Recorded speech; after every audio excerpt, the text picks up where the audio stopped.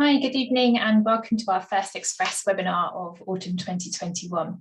Our aim very much is to focus on the what you need to know and what you need to do actually for particular issues, and we're intending to keep to around 30 minutes plus some time for questions. The recording will be posted on our YouTube channel, so if you can't stay through all of it, you can watch it at your leisure in due course, and you'll receive an email in the next couple of days with a link to access it.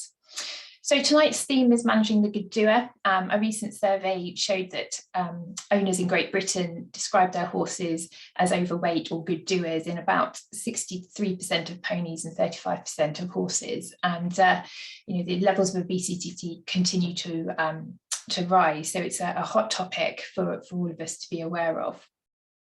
Obviously, the consequence of obesity and EMS is potentially laminitis, so it can be a very serious issue and potentially life-threatening. So hopefully we will cover off some of the tips and the management advice that helps you to manage your good doer more effectively. If you want lots of brilliant information about EMS itself, then my colleague Tracy, who you can see on the screen with me, conducted a webinar last year, and a recording of that is on our YouTube channel, and we were really pleased to be joined by Jamie from Liphook Equine Hospital, a vet with a lot of experience in dealing with those issues. So that's there for you to view anytime you like.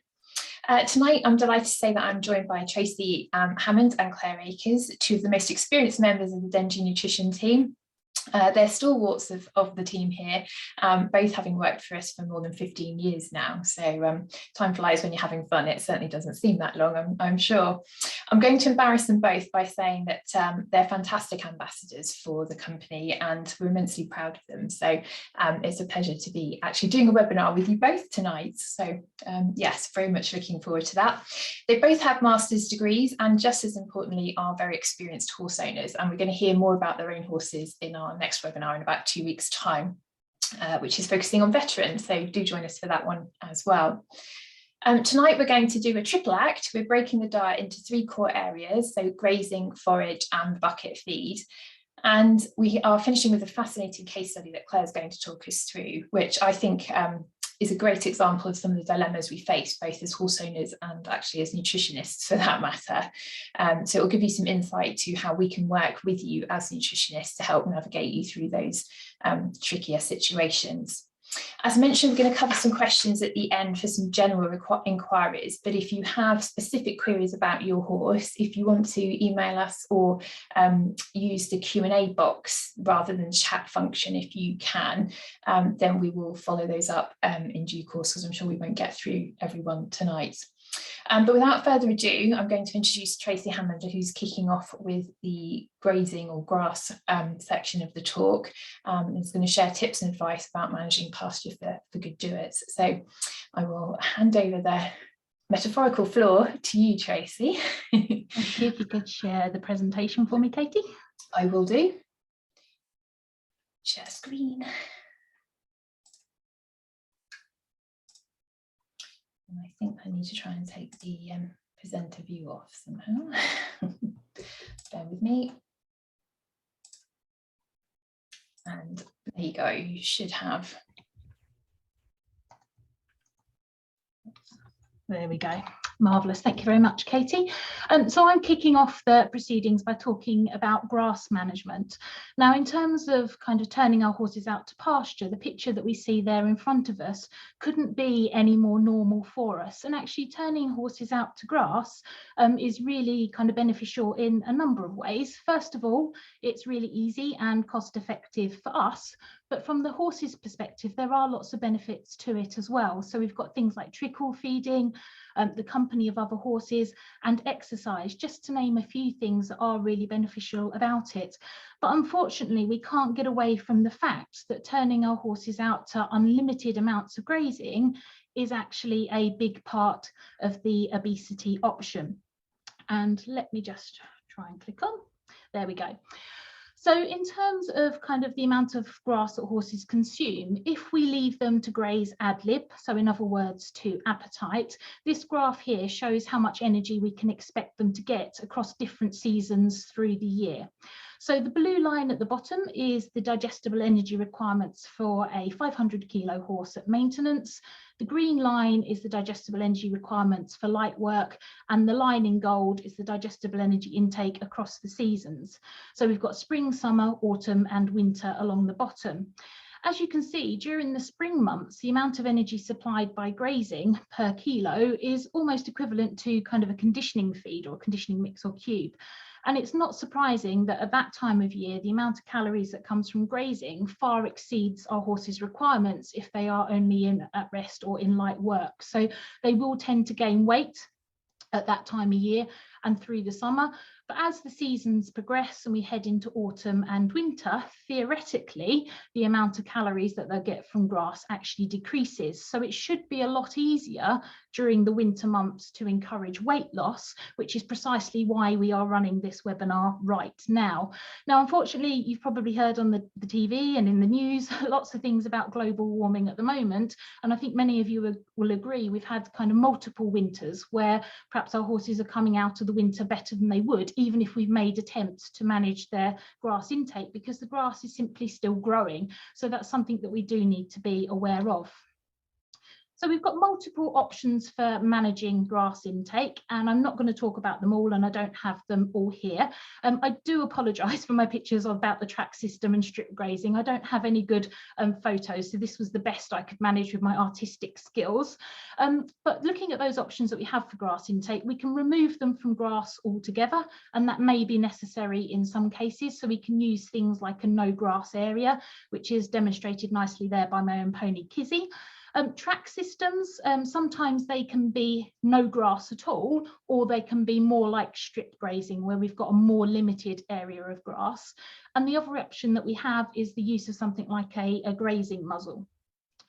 We can also do things like increase our stocking density, or also things like co-grazing as well, which can also help to limit intake.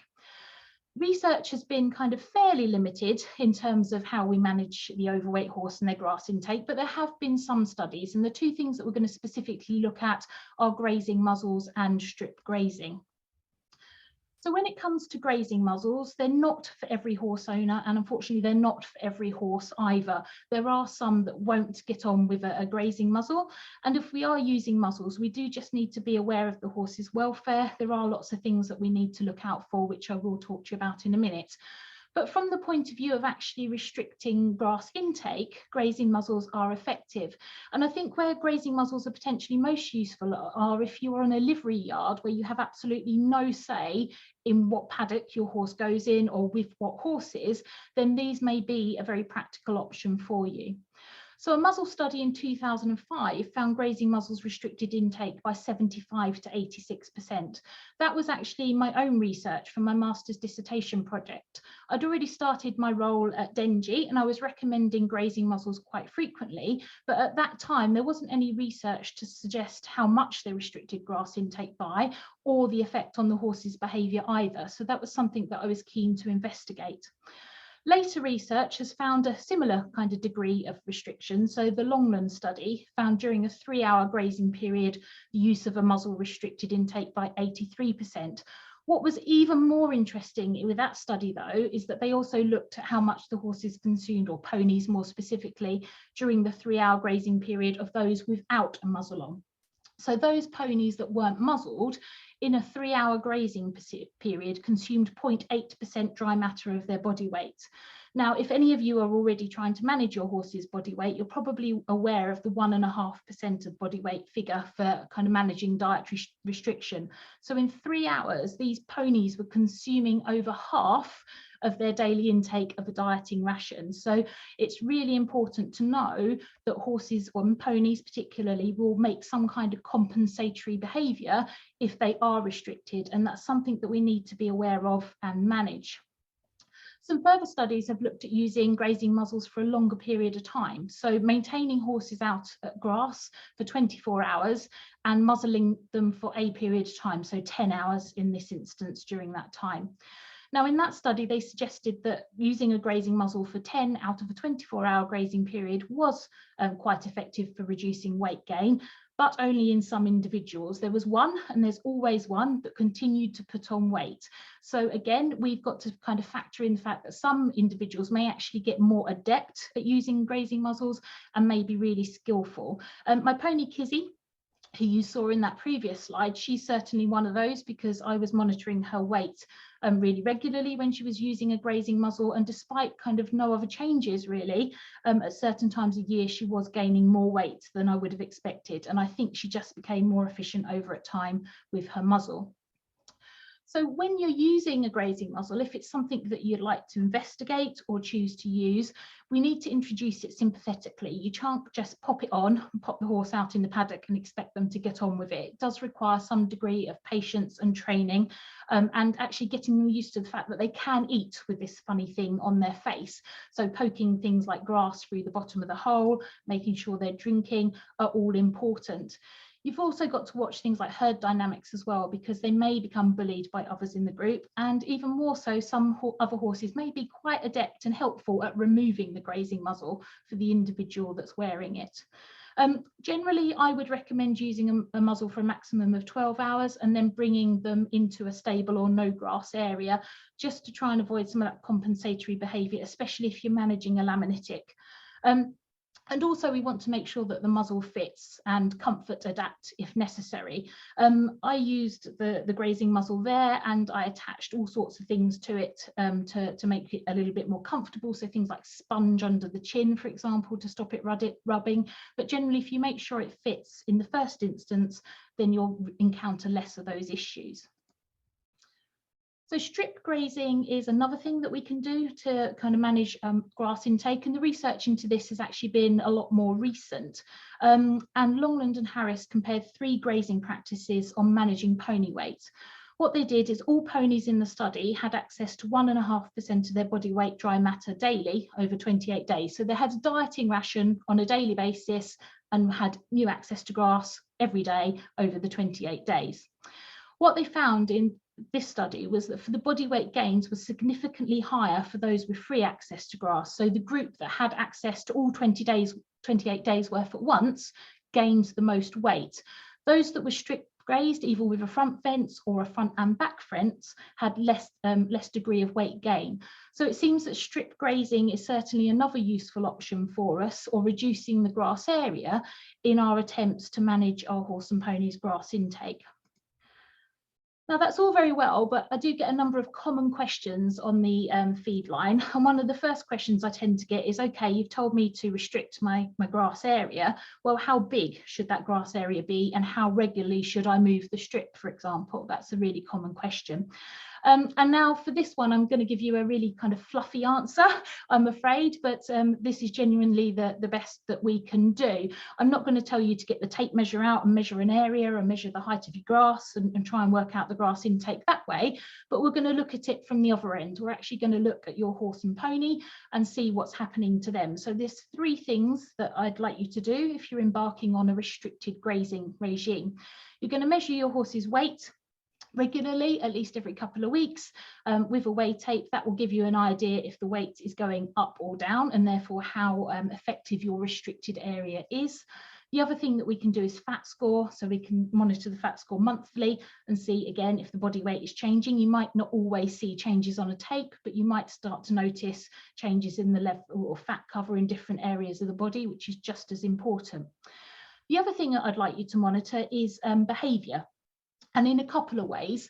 So one of the questions about how regularly should I move the grazing is because you'll end up with perhaps a grazing patch that is really sparse, and you want to know if your horse or pony is actually getting enough to eat.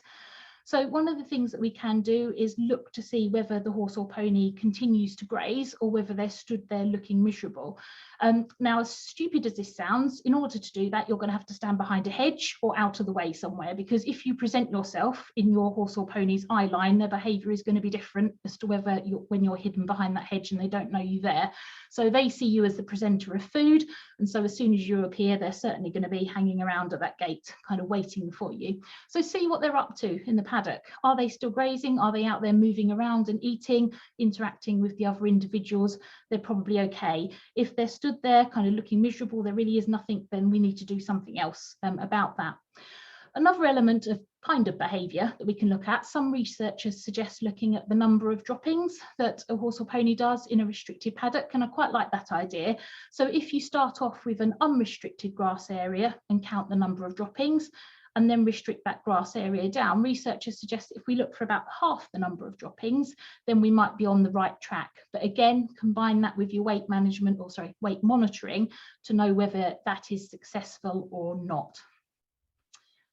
The other question I get asked really frequently is long or short grass better? And the answer to this is it depends on what you're trying to achieve and which method of grazing restriction you are using. So it may interest you to know that those three pictures are actually all from the same grazing area. The picture on the left is from the spring, and the two pictures in the middle and on the right hand side are actually the summer. The middle one is from drought conditions, so the last droughty summer that we had, and the one on the right is from this year, when we had no grass for ages, and then all of a sudden we had much more grass than we could actually cope with. So it ended up like that. So first of all, if you're using a grazing muzzle, that middle picture, the grass is so short, the horse isn't physically going to be able to get anything through that grazing muzzle. So if you put the grazing muzzle on the ground and nothing pokes through the hole, then that is not as kind of a suitable place to use a grazing muzzle. I would normally say the picture on the left with the greener grass at that length is a lovely length for a grazing muzzle use. And traditionally, I would have said that the grass on the right is probably a bit too long for grazing muzzle use. However, that little horse in that picture has proved me wrong this summer in terms of that. He has worn a grazing muzzle on that grass all summer, and he was chowing down on that with very little kind of problem. It certainly was slowing him down, and it's helped to manage his weight nicely, and he has managed quite well. So again, it's a case of monitoring your individual, and he certainly proved me wrong on that circumstance. Without the grazing muzzle, so if we're just doing a restricted grass area, again, kind of this causes some concern, which one should I use? Again, the middle one under drought conditions, we're probably going to perhaps look to supplement some extra forage if they're on a very small area, because there is very little to eat. But one of the things to watch out for is actually, are they eating it before you see it? So if you can actually fence off a very tiny area to watch the grass growth, that will tell you if there's something coming through or not. In that particular year, there wasn't. That was a very dry year. Some people also ask about the kind of, or worry about the sugar side of things, which is obviously kind of more from laministics, but I do get it from the point of view of weight management as well. So some people will say to me, well, that middle picture, that grass is really stressed, it must be really sugary, I would be better off on that longer grass on the right hand side for my good doer. No, it's actually all about volume for the good doer. So if that horse on the right was unmuzzled, he would eat a lot more calories, because fundamentally there is a lot more there for him to eat. So in terms of long or short grass, it's dependent on what you're trying to achieve, but generally shorter grass or less of it, because we want them to consume less in order to manage their weight. And the other common question I get is actually, is weight loss even possible if we continue to allow grass access? And the answer to that is yes, it is. So this mare here, Polo, she was my mare. Unfortunately, she's no longer with us, but I had the luxury of having a longer period of time to manage her weight. She had no laminitis issues, so I was purely managing her weight. And I maintained her at grass whilst doing that. And yes, over a period of time, she did lose weight. If you look at that graph, we've got a number of peaks and troughs, and the peaks always happen around the summer time, and the troughs always happening around the winter time. And when you're plotting your weight on the chart, that's really ideally what you want to see. You will probably, still get some weight gain in the summer because there is more there.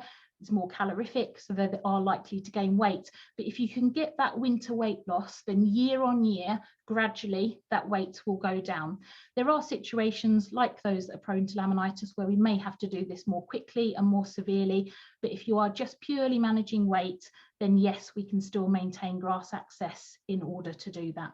And Polo, she lost in total kind of 78 kilos over that period of time, which was really good, and she looked a lot better. So yes, we can manage our grass intake, but there are times we might have to bring the horse off of grass. And this is where I'm going to hand back over to Katie to talk about the forage options in that circumstance.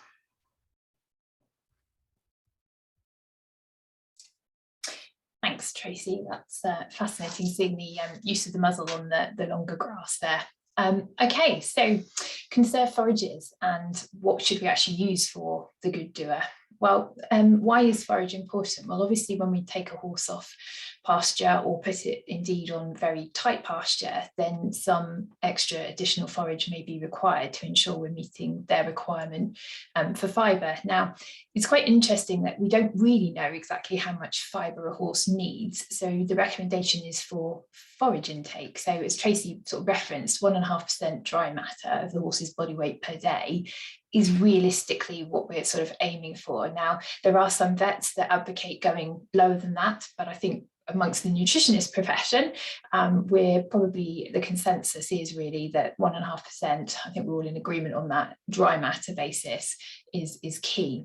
And if we achieve that in forage, which is basically high fibrous materials, then we know that we're going to be supplying sufficient fibre to sort of maintain normal healthy gut function. And that's really what we're trying to achieve, is effectively more chews for less calories with a good doer. And it's generally preferable to reduce the calorie density of the forage we're using rather than the volume, because, you know, as I'm sure most of you are aware, that the horse will spend, you know, somewhere in the region of 16 to 18 hours a day or in a 24-hour period actually eating. That's what it's designed to do. It's the basic physiology of a herbivore, is to eat low nutritional value materials for long periods of time to basically source enough nutrients for their survival. And that is what we're trying to achieve when we put forage into the ration. So what is forage? Well, we have sort of, I suppose, 3 main ingredients that we would consider forages in the UK: grass, cereal, straw and alfalfa. There are other crops, things like sainfoin is used around the world and other things depending on availability, but these are probably the 3 core forage types that we would grow and routinely use in the UK. And we can conserve those either by removing the water, which many of you may do yourselves, to create hay. So we're basically taking the moisture out and drying the crop, or we can remove the air from it, in effect by wrapping it. So a fermented forage, things like silage or haylage. We tend to use sun drying for hay and straw, but also then hot air drying, which is what we do at Dengie, and there are a few others that dry crops in the UK this way, to conserve things like alfalfa and grass. And then you typically find them chopped format and then bagged in that way. If we're approaching it by removing the air, so we're creating what's known as an anaerobic environment, what we're aiming to do is basically ferment the crop. So there needs to be some sugar or starch or substrate that is going to ferment and create a sort of acidic environment. But it is important to bear in mind that you do need some moisture for that fermentation process to actually occur. And increasingly, wrapped and dry is actually what we're doing with so-called haylages, and I think it's becoming more widely referred to as wrapped hay, and that's certainly here at Dengie what we're referring to these dry but wrapped forages as. Now that will throw up, as you see as we go through, a few more sort of questions and conundrums, because although it's wrapped, it actually isn't fermenting, so it is a wrapped hay and nutritionally is actually comparable. And this slide is a sort of hybrid, if you like, of some Dengie data that when we analyse forages, and in particular out of hay, and I think some really interesting information from a researcher called Cecilia Muller and her colleagues. And what is unique about it is that they actually took all of the different samples from the same field at the same time. So they eliminated the variable of maturity or time, and it was all about how they conserved the forage to show the differences between the different conservation techniques. So you can see there they did hay, a haylage, a traditional haylage if you like, at around 57%, and we would tend to define haylage as somewhere between 50 to 65. If we're getting up towards 70 plus, you're going into the wrapped hay territory. And then obviously they did some with a very low dry matter at 30%, which is traditional silage. So you can see the protein levels haven't varied very much at all, and similarly the fibre is, as you would expect, is exactly the same. You've taken the grass from the same field at the same time, it's all the same age, and therefore age and maturity go hand in hand, and obviously then fibre content. And you can see here the differences in the sort of WSC, so the water-soluble carbohydrates. So in a silage where you've got enough moisture and it's wrapped and it's fermenting, the sugar is converted to the acid to preserve it. So in this case, we would use something like lactic acid as a marker of that. So your sugar levels go down and your end products of fermentation go up. So it's a fairly logical sort of equation. When you look at the hay, it's the opposite. It's too dry, it's not fermenting, it's exposed to the air. So we're stabilizing it by drying it. So the sugar is if you like, trapped there, it's not going anywhere. And of course, you wouldn't expect to see any end products of fermentation because you're not fermenting it. And then haylage is there in the middle. So what we tend to find with the wrapped hays is you can see that the sugar level is exactly what you'd expect to see in a normal hay, and you might get a little bit of fermentation if there is some moisture present. But it is really important that we sort of differentiate between these forages, the sort of wrapped hay and a haylage, because the nutritional values of them are very different and give us different sort of conundrums when we're thinking about suitability for different types of horses and ponies.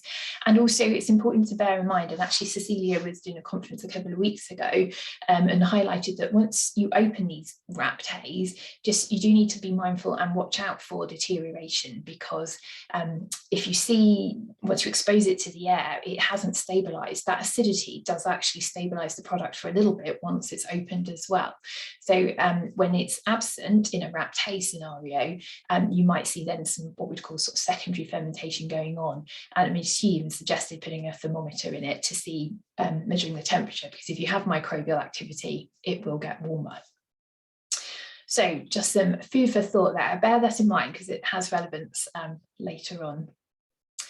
So I guess the top 5 factors affecting forage quality really and sort of nutritional value are, what are we talking about? Is it grass, straw, etc.? Because obviously that's going to have a really fundamental impact on the suitability of a forage.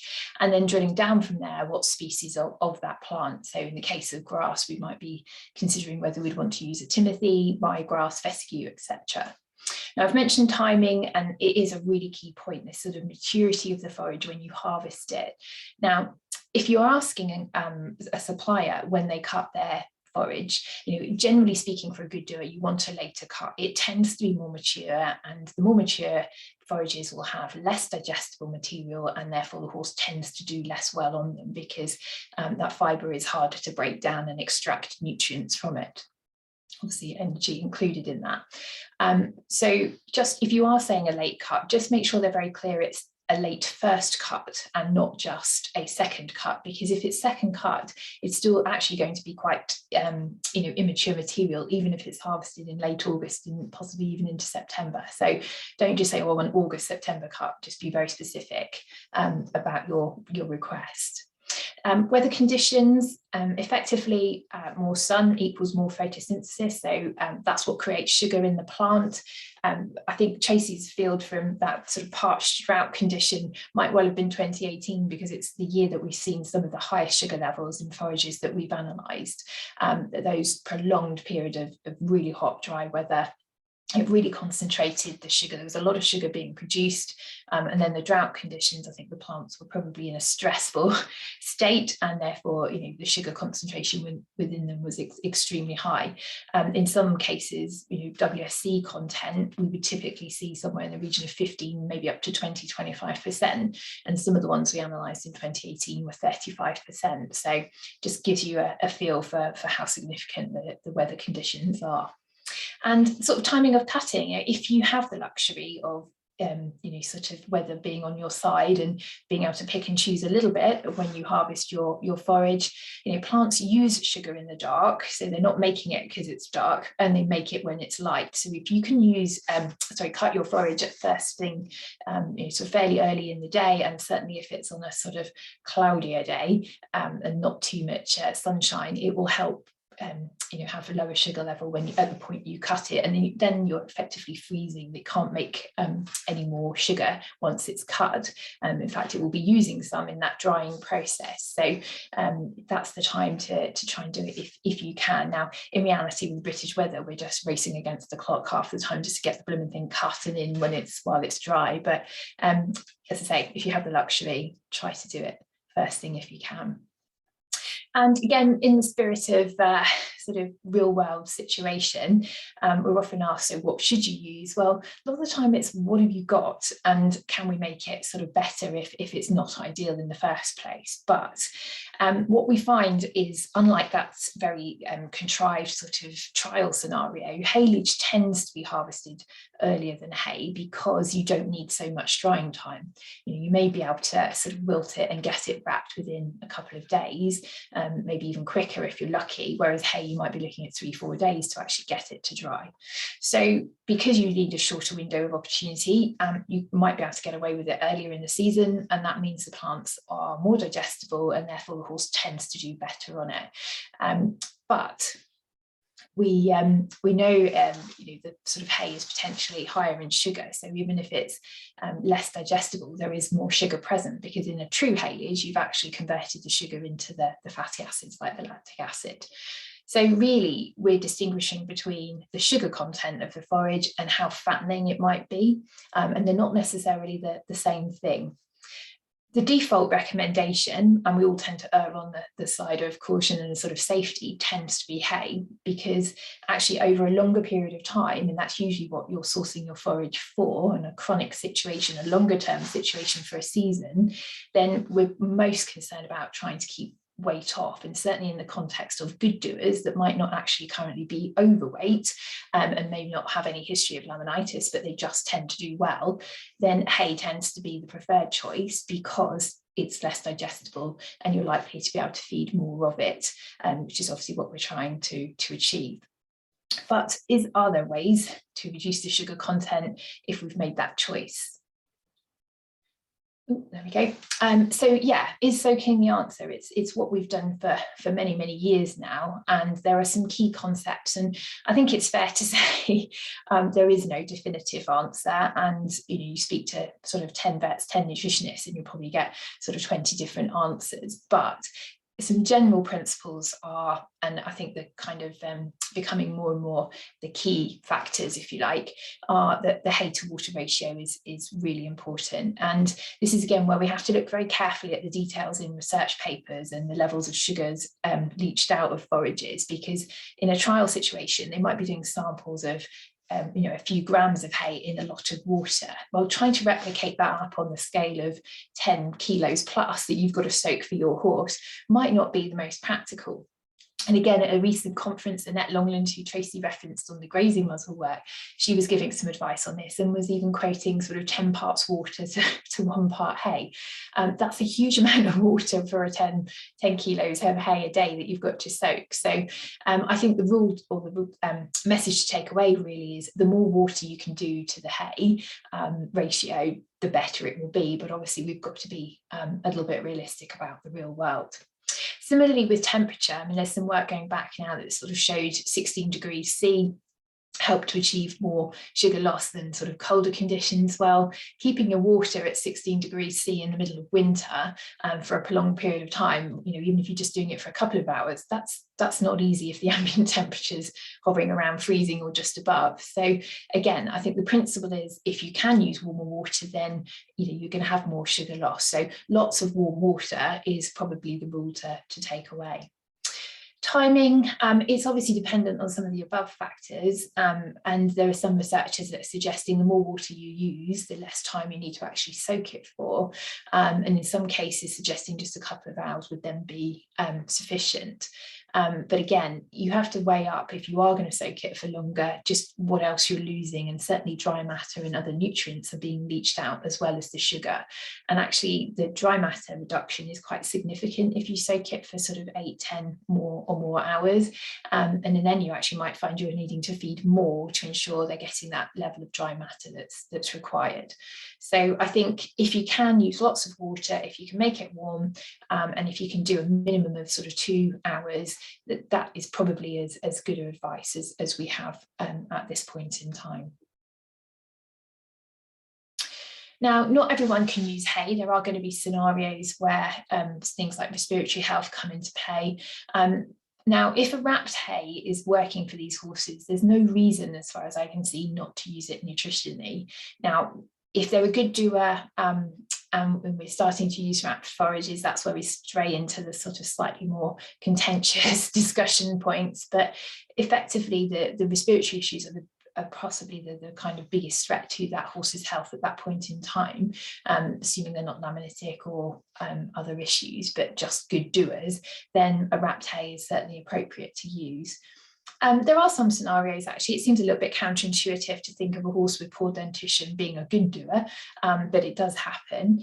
And again, the sort of long lengths of any forage might be a challenge for them if they've got poor teeth. Another scenario, again, a bit like the yard not letting you modify your grazing for your horse, there are scenarios where the yard only has haylage and actually will then charge you more if you want to bring in your own forage, which seems a bit unfair. There are years where we have sort of shortages of supply. And again, as I've mentioned a few times, what do we do if the hay analysis actually comes better than the haylage or the wrapped hay that you've got available on the yard? So what's the solution, I guess, in these scenarios? Well, in a lot of those cases, you can actually dilute what you have with some straw, which is possibly in a normal year a little bit more of a cost-effective way to do it. Now, the studies are suggesting that up to a third of the forage content that the horse is receiving can be straw, and this is working on the basis that they've not had a history of impaction colics and don't have dental issues. And in our calculations, and if we take average hay, if we use about a third straw, it equates to about a 16% reduction in the energy or calorie intake. Now, obviously, if you replaced a third of haylage and a really good quality haylage, then proportionally that percentage is going up, because you're replacing something that's really low energy to replace the haylage that would be higher in calories than an average hay would be. So this becomes even more important the better quality forage you're sort of replacing, if that makes sense. I thought it was quite interesting to note as well that the reference text that we tend to refer to, the NRC, actually suggests that to change about a half a unit on a 5-point body conditions scoring scale that Tracy showed you actually requires a reduction in energy intake of between 11 and 15%. Now that's of the total diet, not just the forage. So if the animal is going out to grass as well, you'd need to think about that. But it just goes to show that straw could actually be very effective at helping achieve that sort of reduction in energy intake. And just to note that you can soak straw. If it's a long chop format, you can mix it into the hay net, and the added benefit of that is it actually may well slow down some of the greedier ones as well, because they will preferentially select the hay or the haylage that might be mixed in with it, which makes it a little bit harder because they've got to work harder to find it. So it can have a twofold benefit there. And of course, you've got short chops available for use in a bucket as well if you don't like or can't access long length straw. And there are several easily available on the market of just pure straw chops should you need them. What about analysis? I'm conscious of time, sorry. Analysis is only as good as the sampling. So if you are going to have your forage analysed, take multiple samples, mixed together, and it's much better. It gives you a much better representation of your forage rather than just taking a sample from one bale. Now that's easier with hay than it is haylage, but if you tape up the bales afterwards, there shouldn't be any harm from taking samples from a good selection. Generally speaking, carbohydrates are extremely difficult to analyse and get consistent results. But aside from that, it is really important that you're comparing like with like. So we're working behind the scenes at Beta actually to try and get some harmonisation across the industry in terms of what we're declaring. So simple sugars versus the WSC, whether people are using an NIR analysis or traditional, slightly more accurate wet chemistry. So all of that is being worked on at the moment. It's a very topical issue for us as an industry. But just if you want to ask us for advice, just make sure you've kind of clarified what analysis results, if you've already got them, what they are from whoever did them for you, and we can interpret them for you if you're at all confused by it. But use that information alongside what you know, so things like what plant species are in the actual mix and when was it harvested, which your supplier should be able to tell you, and also what you can see and feel about your forage. If you sort of touch it and squeeze it and it feels very coarse and fibrous, that's a good indication that it's quite mature and it's got sort of more indigestible material. If it's a very soft leafy forage, then it's more likely to be higher calories or more digestible. So there are some guides. Analysis is part of the story, and as you get more experienced, if you look and feel, you might well get a good feel for what that sort of forage is in principle going to do and its suitability for your horse. Now, it's certainly not telling you what sugar levels and things are, but it will give you an indication as to what the digestibility of it might be. And the sort of conundrum is really, if a haylage or a wrapped hay comes back with a lower energy than the hay, and all the other info that you have supports that, then there's no logical reason not to use it. And otherwise, what's the point of the analysis? If you're not going to say, okay, well, this haylage has actually come back lower calorie and we know it's lower sugar, that's where I think the sort of, if we're going to analyze, we kind of need to use those results and implement it. And just making some tips for making it last longer, because that's always our mission with these good doers. Try to split it into as many meals as you can. You can leave it in the bucket with the horse. They don't need to eat it up. It's not a meal if you're using the sort of chopped fibre as a hay replacer. Just leave it with them. Okay, we want them to browse on it, and if it takes them all night to eat it when they're stabled, fantastic. And we can make it slightly harder. Things like footballs or big balls. You can use, if you get those really large, so there's no chance they can swallow them, sort of smooth pebbles from gardener centres. They're quite useful to put on the top, because they actually weigh the bucket down as well, and may help to reduce the risk of them kicking it over.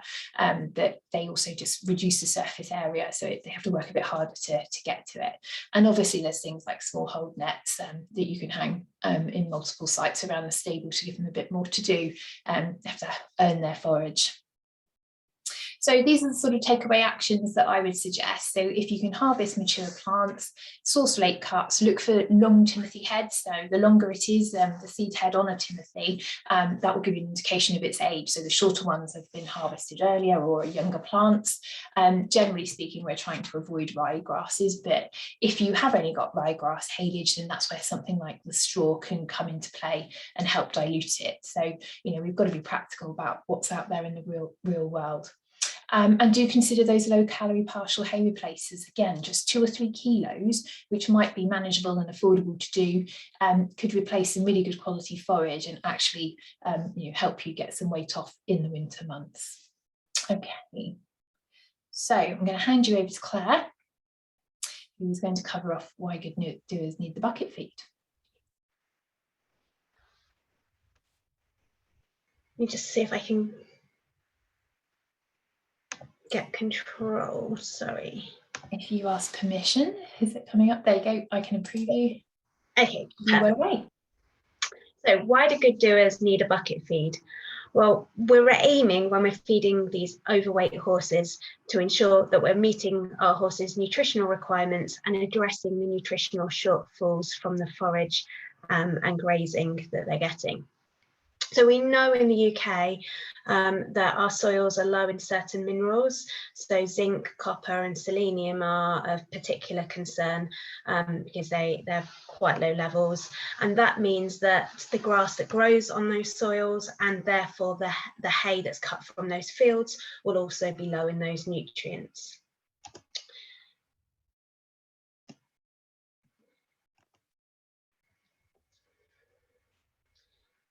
Katie, it's not moving on. Can you click me on a slide? Thank you. Sorry. So this slide shows a printout from our PC horse, which is our Ration Analysis program, and it shows you a breakdown of the nutrients that in the ration. So for this horse, it's a 500 kilo horse being fed an average hay. So we've got 8.8 kilos of hay, and you can see a horse just on hay. We've got some of these nutrients outside the optimal range. So the nutrients highlighted in red are outside the optimal range. So we've got lysine. Lysine is an amino acid, an essential amino acid, and when we sort of look at lysine, we use it really as a quality of the protein source. So this hay is not providing enough quality protein. It's also not providing enough copper, enough zinc, or enough selenium, and also vitamin E is too low. And vitamin E will decline over time with storage. So horses that are on sort of lots of forage and limited grass, we need to ensure they're getting additional vitamin E.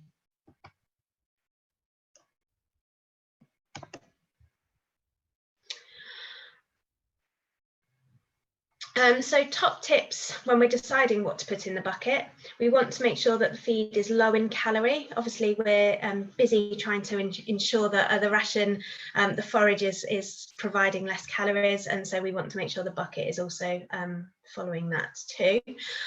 We want to aim for less than 8.5 megajoules of digestible energy per kilo. We also want to select feeds that are high in fibre and low in sugar and starch. And again, we're aiming for less than about 10 to 12% NSE, which is a combination of the sugar and starch levels. However, it is important to bear in mind the feeding rate. The total intake is the thing that's most important rather than the percentage. So if you've got a feed that has a much smaller feeding rate, then that is going to contribute less to the horse's overall intake. We recommend using chopped fibre feeds as long as that's appropriate for your horse and they can manage those.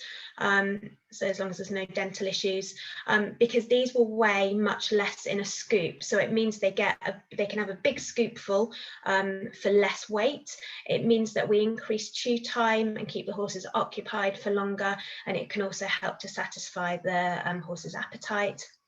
And then we'd look to provide, alongside the chopped fibre, a balancer or a vitamin and mineral supplement, because these will offer a concentrated source of vitamins and minerals to top up those shortfalls.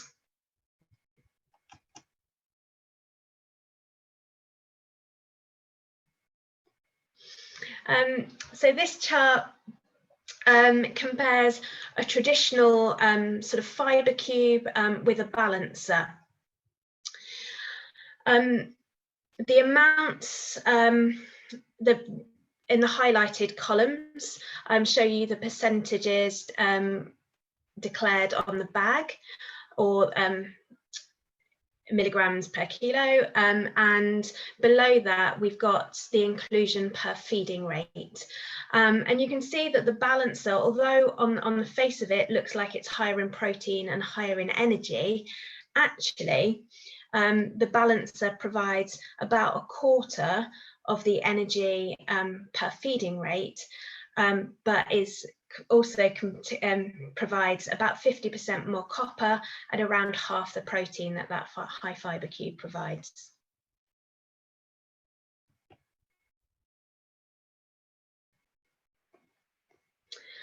So an example ration that we would look with an overweight horse will be to, as I say, provide a short chopped fibre. So something like our Hi-Fi Light or Hi-Fi Molasses Free would be good options. The Hi-Fi Light is actually the lowest calorie option within our range and provides about 7.5 megajoules of digestible energy per kilo, and is actually also much lighter in that scoop. So it only weighs about 300 grams in a scoop. So you can actually feed quite a lot of volume for less calories. And then alongside that, we'd look to use a balancer. So we would recommend from our range our Performance Plus balancer or our Performance Vits and Mins, which is a powdered vitamin and mineral supplement. And the reason that we would opt for the Performance supplement or balancer for horses that are dieting is that their base nutrition is likely to be lower than an average horse. If you're restricting grazing and you're maybe soaking hay, then their baseline of vitamins and minerals will be lower. So these supplements will be higher spec than the leisure versions.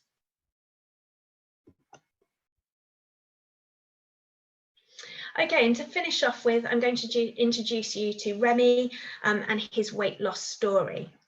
So Remy is a 12-year-old. He's 16.3 hands high and is a warm blood.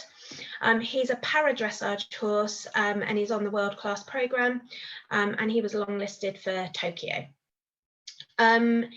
He was diagnosed with equine metabolic syndrome last year, and he unfortunately gained some weight through the autumn last year. COVID lockdown meant that his workload reduced, and this combined with a move to winter pasture, very mild weather conditions, which meant the grass was growing quite well, meant that the weight sort of crept on. In January, he saw the vet and had a blood test to check the EMS. So he had an oral glucose test, and his insulin levels were very, very high. So they were over 300 at this time, and he'd gained weight. So he weighed in January 2021, when these pictures were taken, he weighed 720 kilos and had a body fat score of 4.5 out of 5. The vet sort of recommended that Amanda needed to make some dietary and management changes. So Amanda, his rider, got in touch with me, and we've been helping to give some advice and monitor Remy since then. So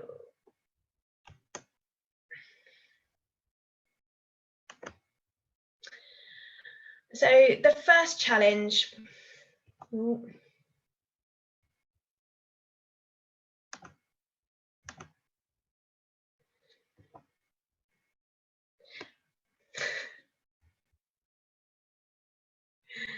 Okay, I think I need to go back a slide, Katie, sorry.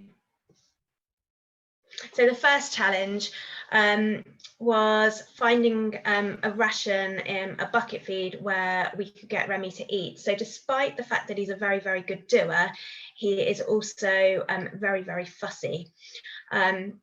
So he was already on the Alpha Ray Original, and although we tried to put in some lower calorie options to help manage his weight, he wasn't happy to eat those. So we stuck with the Alpha Ray Original.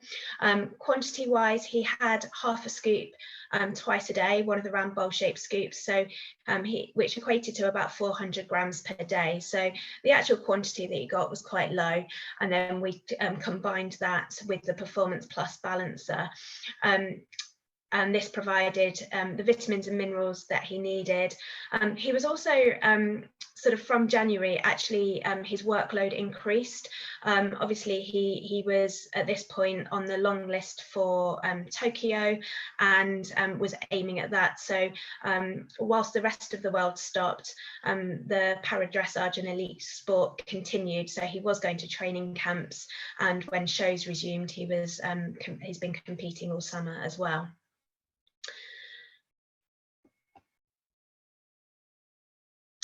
So the next thing that we had a look at was limiting Remy's grazing. So in January, he was actually only turned out for an hour or so each day. So that was reduced to restrict his intake. But once the grazing dried up, he was then managed, turned out for longer periods of time. So he was actually out overnight through the summer period, but managed with strict grazing. And once he'd eaten the grass in the whole field down, other horses were introduced. So that actually helped to increase the sort of competition for the grass out there. So his good doer friends were also in there, and that helped also to keep him moving around a little bit more whilst turned out. We also looked at the forage that Remy was eating, and the hay that the supplier had provided as being lower in nutritional value. We analysed, and this hay actually was quite the opposite. It was very high it was higher in the digestible energy, but also the water soluble carbohydrate was very, very high. So it was nearly 37%. We're aiming for sort of 10 to 12%, and this was certainly way above that, so needed to change. It was quite difficult in sort of earlier this year to find different forage sources because we had a bit of a shortage. So again, on a practical level, we were looking at the other forages available on the yard, and the other option that they had was actually a haylage. And this, we had analysis done, and the analysis came back at 17.6% WSC. So we, although not sort of completely ideal, was much better. So we looked at using this option instead. So he did have that, and I suppose this is why it's important to look at the whole diet to make a difference. And certainly these efforts have paid off. Lou, who looks after him, and Amanda have worked really hard, and we've seen improvements in his weight and in his blood work as well. So I will show you some of the results.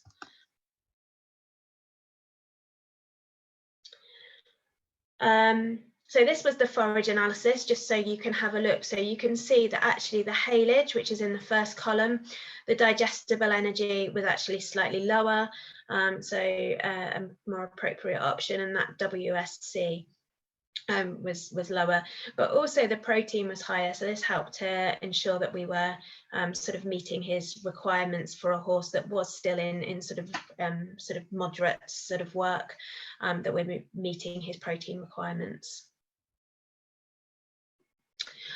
So I have been to see Remy every month since January, and we've weighed him, we've weigh taped him, and body fat scored him.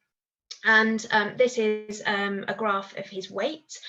So you can see that gradually his weight has come down. So the first 3 months we had very gradual weight loss. So the first 2 months it was just 2 kilos each month, which was a little bit disappointing.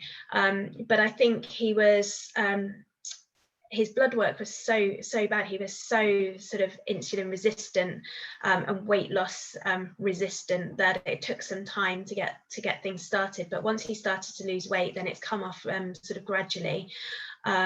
He's also lost centimeters around his girth. So I think we've lost 10 to 12 centimeters, I think, around his girth, and his body fat score has also come down. So you can see these are pictures from Remy in August. So at this point he weighed 660 kilos, so a weight loss to the end of August was 60 kilos in total, and his body fat score is 3.5 out of 5. So you can see we've still got a little bit more to go, but absolutely has gone in the right direction. And also, as I say, his blood work improved, so his insulin levels dropped from 300 to 91. So again, still a little bit more to go, but much of an improvement in him, and I hope you'll agree that he's looking much better. And Amanda is delighted with the improvements. He's lost weight. She has found that his energy levels have improved, and he's now has plenty of energy to sustain competitions and traveling. He eats his feed, which was something that was a bit of a struggle before. He's eating up well. It's providing him with all the nutrients that he needs. So I think yeah, she's doing really well, and I've actually been back to weigh him today, and he's lost a further 8 kilos, and still sort of doing really well. We've got a bit more to go, but we'll keep monitoring him and hopefully keeping them going in the right direction. Brilliant, thank you, Claire.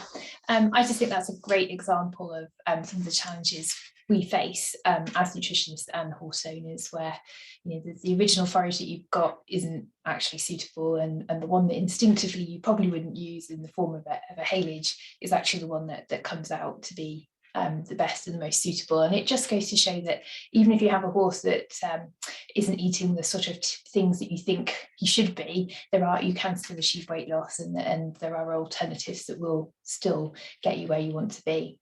I've just put up some information, some correspondence that we get from people about our feed line. You've met sort of 3/5 of us this evening. That's the rest of the team. If you're not someone that's contacted us before for advice, then please do. They're all experienced horse owners, and very happy to help. And I hope we've sort of demonstrated with practical tips and advice this evening, as well as a really interesting case study, that we can help you achieve weight loss and keep your horses happy and healthy. We've been answering questions as we've been going, and sorry, it's a little bit longer than our intended time frame, but there's just so much information and ground to cover, and we couldn't do it justice really, even in an hour. So please do follow up with questions and things. I also just wanted to do a little plug for the Beta Equine Thesis of the Year Award. I'm one of the judges on Sunday afternoon, so if you want to come and hear things, the latest sort of studies that students are doing on things like gastric ulcers, we've got somebody talking about sacroiliac recovery, effectiveness of water treadmills. It's all free. You can find it on Eventbrite, and it would be lovely to have an even bigger audience. So do join us for that if you can. In the meantime, there's Tracy and Claire. We'll cover off a few more questions if there are any. I think we've been working away behind the scenes to hopefully answer most of your queries. But I'd just like, on behalf of everyone else, to thank Tracy and Claire for some really useful information this evening. We have our veteran themed one in 2 weeks' time, so do join us for that. And thank you for attending, and hopefully we'll see you all again soon.